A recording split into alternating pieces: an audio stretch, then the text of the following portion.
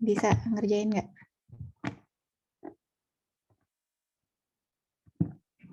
Bisa, Miss. Bisa ya. Kita tunggu dulu ya. Ini apa namanya? Share screen dari teman-temannya.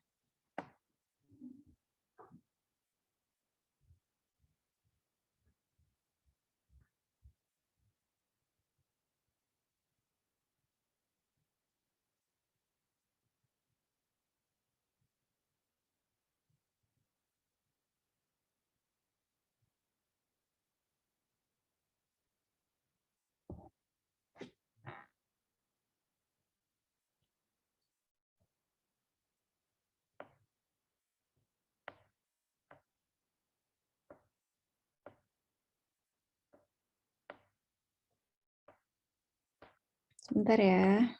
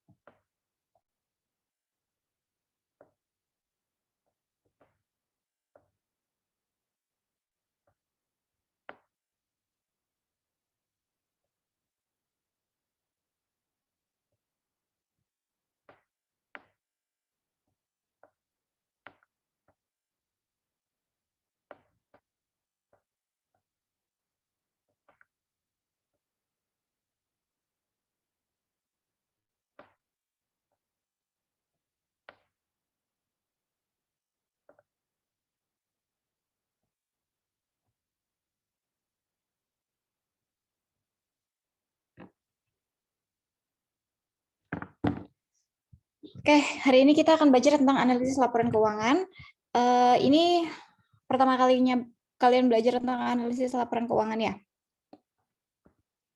Apa ada yang sudah pernah belajar sebelumnya? Ada yang udah pernah belajar sebelumnya?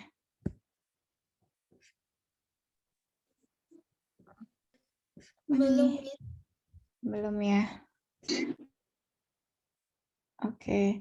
Yuk kita ke slide pertama.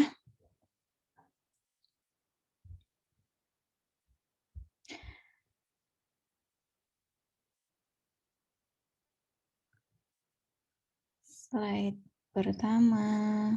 Slide kedua, yang berarti ini slide pertama. Baik, apa sih analisis rasio keuangan itu? Analisis rasio keuangan merupakan suatu cara untuk menganalisis hubungan dari berbagai pos dalam suatu laporan keuangan. Hasil dari laporan ini merupakan dasar untuk menginterpretasikan kondisi keuangan perusahaan. Jadi berdasarkan laporan keuangan perusahaan, kemudian kita hitung dan kita analisis mengenai rasio keuangannya.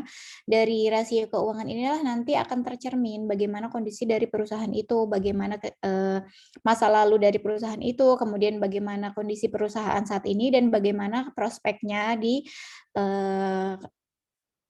ke depannya begitu.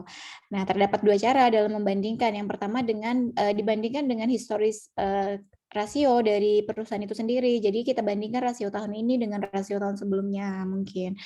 Nah, kemudian yang kedua yaitu dengan membandingkan rasio yang dimiliki oleh perusahaan saat ini dengan rata-rata industri pada waktu yang bersamaan. Jadi kalau misalkan kita bandingkan rasio tahun 2010, ya kita bandingkan juga terhadap rasio industri di tahun 2010. Begitu juga apabila kita melakukan analisis rasio keuangan di tahun 2020, ya kita harus bandingkan juga dengan rata-rata industri pada tahun 2020. Jadi harus dengan tahun yang sama. Slide selanjutnya.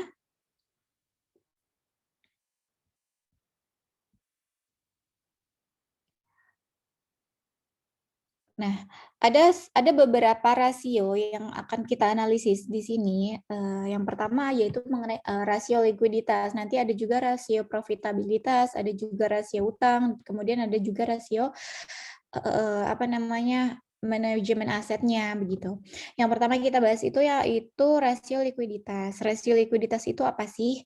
Jadi rasio likuiditas ini menunjukkan hubungan antara aset lancar dengan kewajiban lancarnya. Jadi, di sini, perbandingannya adalah si aset lancar itu dibagi dengan kewajiban lancarnya atau, kalau kita lihat dari balance, sheet-nya itu kan ada, mmm aset lancar itu terdiri dari kas atau setara kas, kemudian aset yang disimpan di bank melalui deposito dan segala macam, kemudian ada juga persediaan di situ. Nah, itu, dibagi dengan utang lancarnya. Jadi untuk melihat si rasio likuiditas ini, nah ada beberapa cara. Yang pertama yaitu melihat dari, current rasionya, yang kedua dari quick rasionya, dan yang ketiga dari cash rasionya.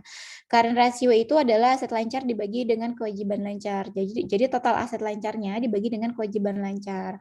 Kewajiban lancar itu terdiri dari apa saja sih?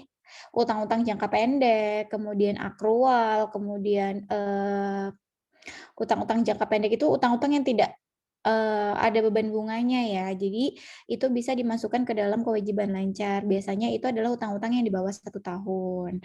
Kemudian aset lancar itu yang tadi disebutkan, terdiri dari kas dan setara kas, kemudian ada persediaan, kemudian mungkin ada yang, perusahaan yang menyimpan uangnya di bank, baik itu berupa tabungan ataupun deposito gitu. Selanjutnya rasio cepat. Jadi rasio cepat itu sering disebut juga sebagai rasio uji cair atau kita biasanya kalau, di keuangan itu pakainya namanya quick ratio. Jadi quick ratio itu adalah menghitung, likuiditas dari perusahaan dengan mengesampingkan dari persediaan. Kenapa? Karena biasanya persediaan itu untuk dilikuidasi itu kan butuh waktu yang relatif lama, gitu. Walaupun tidak lebih dari 1 tahun, tapi kan, butuh waktu yang relatif lama. Sedangkan kalau aset-aset lancar yang lain itu kan biasanya dalam waktu cepat bisa langsung dilikuidasi, sehari 2 hari itu bisa. Sedangkan kalau persediaan itu kan tidak bisa, makanya kita kesampingkan persediaan. Nah, jadi, rumusnya apa sih rasio cepat atau quick ratio ini? Yaitu aset lancar dikurangi dengan persediaan, yang tadi sudah saya katakan ya. Jadi persediaan itu kita kesampingkan. Jadi benar-benar aset yang benar-benar yang, sangat cair gitu, dibagi dengan kewajiban lancarnya.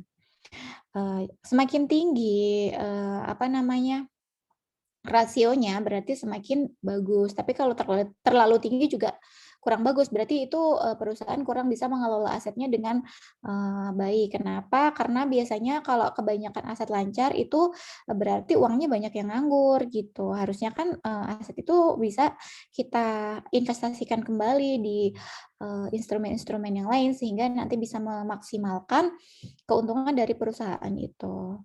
Selanjutnya yaitu rasio kas atau cash ratio. Jadi cash ratio ini mengukur kemampuan perusahaan dalam membayar kewajiban jangka pendek dengan kas yang tersedia dan yang disimpan di bank. Jadi, eee, ini benar-benar kita pakai, uang cash kita, uang yang ada di tangan perusahaan, uang yang emang benar-benar, nggak perlu waktu lagi untuk likuidasi, dibagi dengan si utang jangka pendeknya gitu. Slide selanjutnya. Nah, di sini yang kedua yang kita pelajari yaitu rasio manajemen aset. Jadi rasio manajemen aset ini, gunanya apa? Yaitu untuk mengukur seberapa efektif perusahaan dalam mengelola asetnya. Ada beberapa, komponen di dalam menghitung rasio manajemen aset ini. Yang pertama yaitu inventory turnover ratio, yaitu, rasio perputaran persediaan. Jadi di sini itu mengukur seberapa efektif sih perusahaan itu dalam mengelola persediaannya. Jangan-jangan perusahaan ini terlalu banyak nih persediaannya sehingga itu disebut tidak efektif. Kan kalau misalkan perusahaan, menumpuk persediaannya terlalu banyak, berarti kita butuh ruang lagi dong untuk, menyimpan persediaan itu, kita butuh, gedung untuk menyimpan persediaannya, kita butuh orang-orang untuk me-maintenance persediaan itu, kemudian kita butuh, aset-aset yang lain, kita butuh bayar listrik, kemudian bayar hal-hal yang lain untuk, mengelola si aset itu. Jadi kelebihan persediaan itu tidak bagus untuk perusahaan. Harus sesuai. Nah, di sini akan kita lihat mengenai inventory turnover ratio. Jadi, semakin cepat turnover rasio di dalam satu perusahaan dalam 1 tahun itu menandakan bahwa perusahaan tersebut semakin profit gitu, semakin bagus dalam mengelola inventorinya. Berarti memang perusahaan itu bisa memanage gini, ketika ada persediaan, kemudian persediaan itu akan habis dalam beberapa waktu. Misalkan ketika dalam 1 tahun itu bisa 6 kali, itu tergantung dari rata-rata industrinya ya. Ada yang 6 kali rata-rata industrinya, ada yang 7 kali, ada yang 10 kali. Jadi 10 kali perputaran persediaan gitu. Nah, rumusnya apa? Rumus inventory turnover ratio itu adalah penjualan dibagi dengan persediaan. Jadi total penjualannya itu dibagi dengan persediaan yang ada saat ini. Yang kedua yaitu Days Sales Outstanding atau kita singkatnya itu DSO. DSO itu apa sih? DSO itu adalah rasio piutang yang belum tertagih. Jadi rasio ini digunakan untuk mengukur piutang perusahaan dan berapa hari sih penjualan tersebut masih dicatat sebagai piutang. DSO ini mencerminkan rata-rata perusahaan harus menunggu untuk menerima kas setelah melakukan penjualan. Jadi gini kan perusahaan itu kan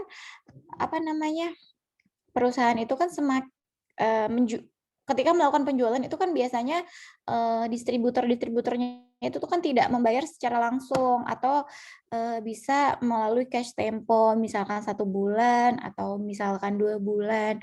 Nah, ini yang kita mengukur. Jadi ketika kita melakukan penjualan di misalkan di tanggal 1, kemudian perlu waktu berapa hari sih agar kita bisa menerima uang dari hasil penjualan itu gitu. Rumusnya apa? Rumusnya adalah piutang dibagi dengan rata-rata penjualan per hari. Atau kalau misalkan kita nggak tahu rata-rata penjualan per harinya itu berapa, karena kan fluktuatif ya rata-rata penjualan per harinya, kita bisa lihat dari penjualan per tahun. Penjualan per tahun. Jadi piutang dibagi dengan penjualan tahunan dibagi dengan 365 hari begitu.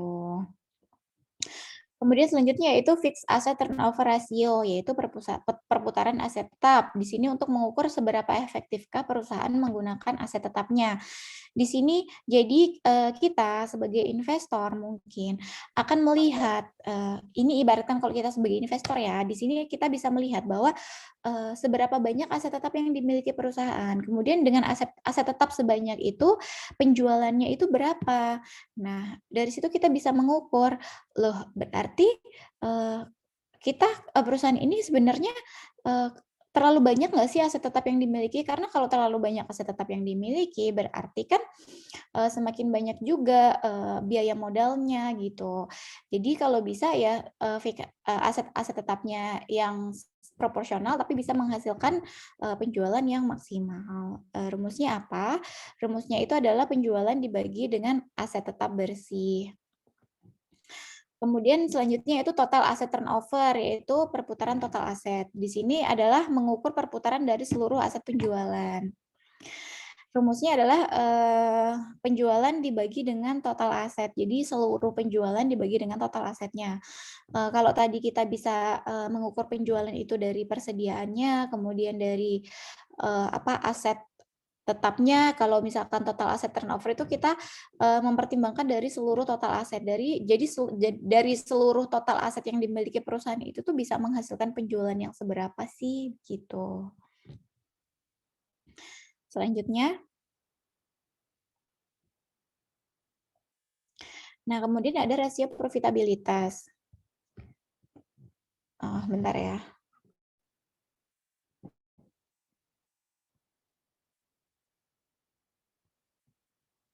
Bentar ya, ada urgent banget ini.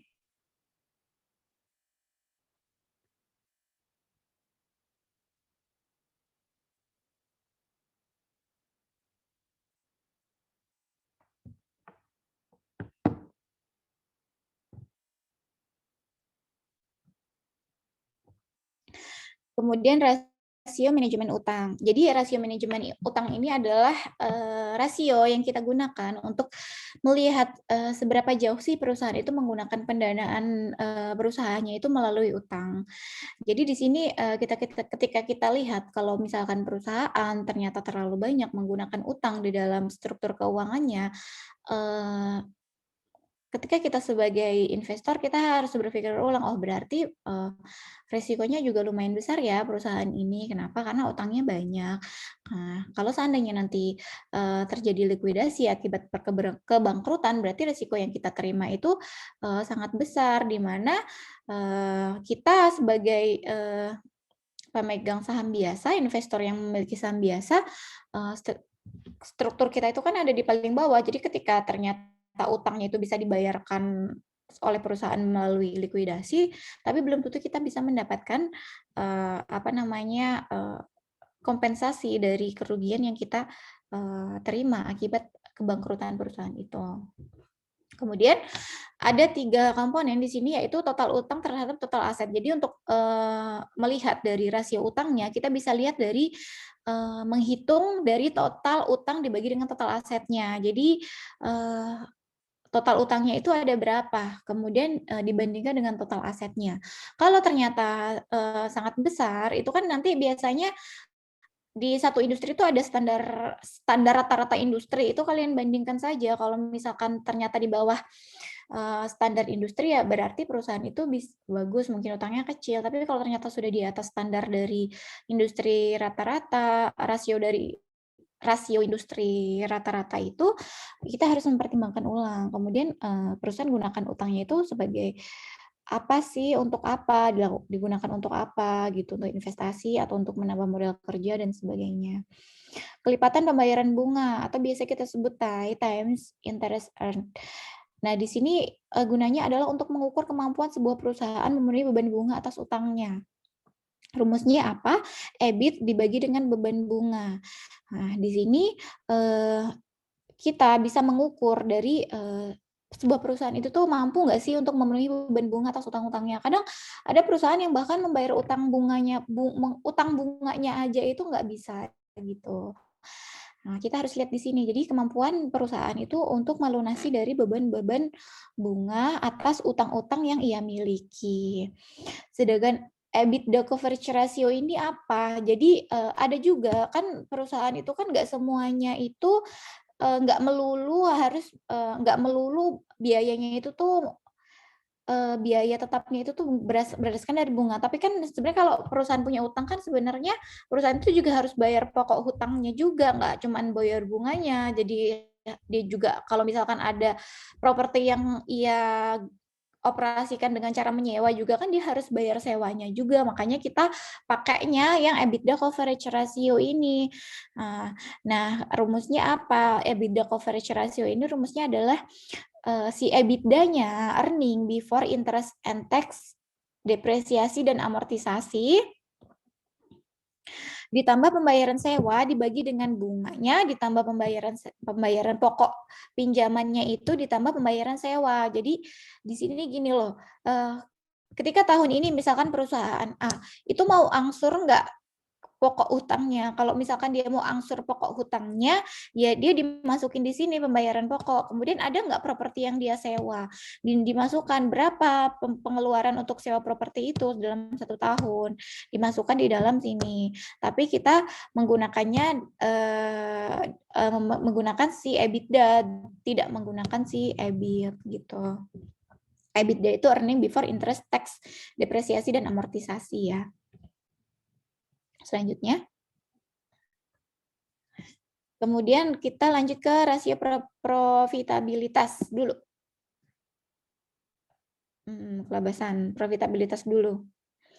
Nah, di sini ada 4 komponen di dalam rasio profitabilitas yang harus kita analisis di dalam suatu laporan keuangan. Yang pertama adalah profit margin on sale.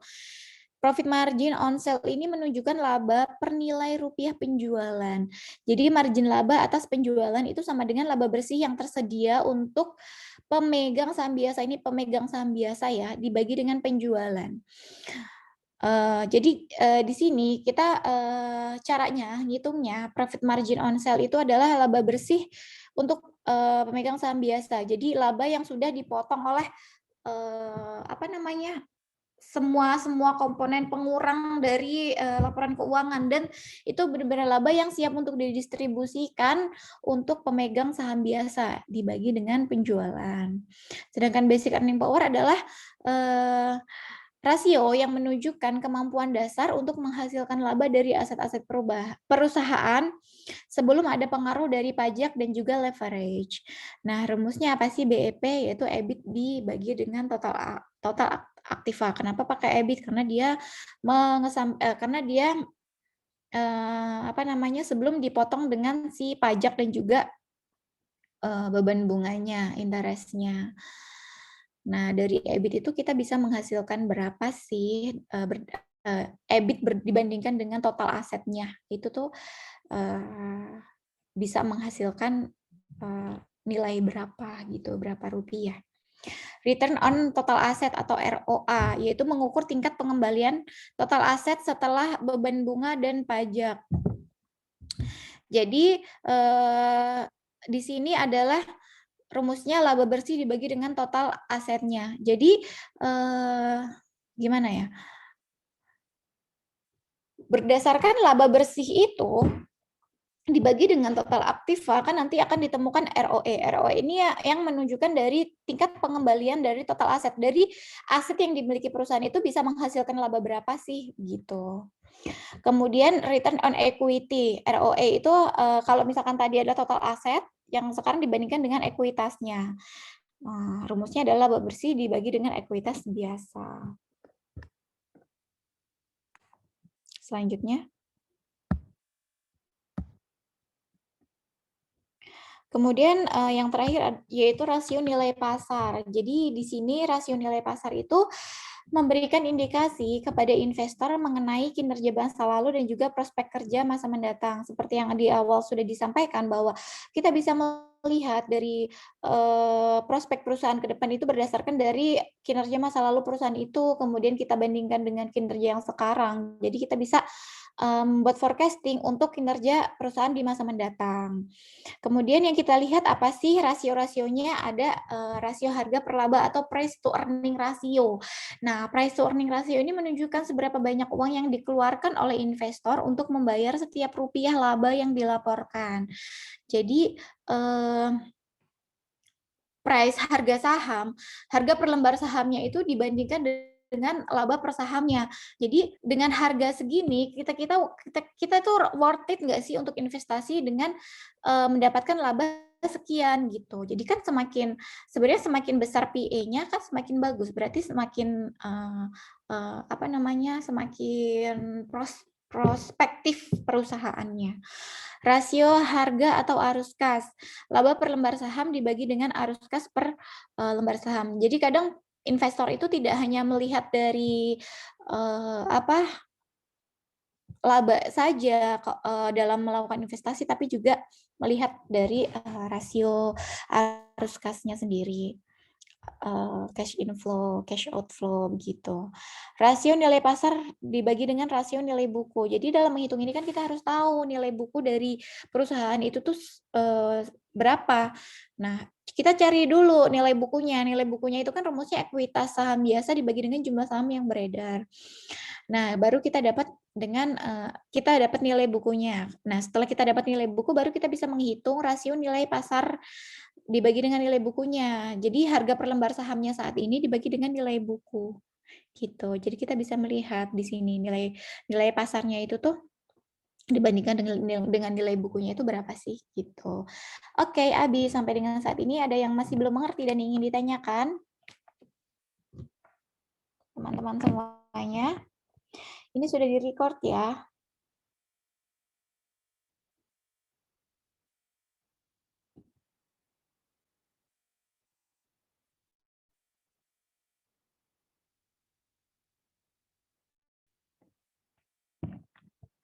Ada yang ingin tanya?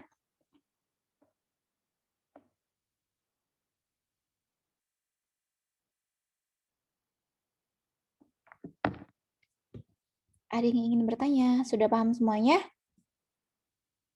Kemarin itu saya minta untuk kalian cari laporan keuangan kan ya? Iya nggak? Belum ada, Miss, baru kuis doang. Oh, barikus dong. Berarti belum ada tugas untuk cari laporan keuangan ya? Belum. Oke. Oh, berarti di mata kuliah lain. Nanti diulang-ulang lagi penjelasan saya yang barusan, kan nanti diupload di YouTube tuh, nanti diulang-ulang lagi, jadi kalian bisa paham gitu. Karena kalau misalkan nggak diulang-ulang lagi, nanti kalian lupa lagi. Nah, kemudian kalau bisa rumus-rumus itu dihafal ya, dihafal dan juga dimengerti gitu. Jadi nanti ketika kalian sudah mengerjakan UTS ataupun UAS udah di luar kepala gitu, udah nggak cari-cari, aduh ini rumusnya apa sih, kayak gitu. Kalau misalkan kalian sudah paham itu kan kalian tahu, jadi rasio ini nih mencerminkan apa, rasio ini nih menunjukkan apa, kemudian dengan rasio nilainya segini ini berarti perusahaan ini dalam kondisi apa gitu. Oke? Oke, Miss. Oke, 34 partisipan di sini sudah di-capture belum, kita mau absen?